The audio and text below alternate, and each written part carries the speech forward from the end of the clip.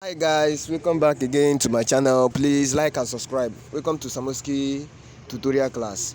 Yeah, in this new app Threads, I want to teach you guys how to copy post link, example video link, photo link, story link. And also I will teach you, after this video I will make a video on how to download video from this app. So firstly, how to copy this link. If you click here in this thread dot, you cannot get it. Remember, Instagram has updated everything. The same updates of Instagram is the same with this one. So if you learn this one, you can also learn how to copy link from Instagram. So it's very simple for you to do. If you once you open the picture or video or post, you click on this option, click on copy link copied.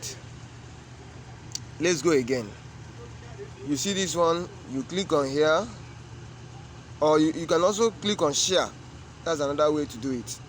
If you click on share, see the link here. This is the second way of doing it.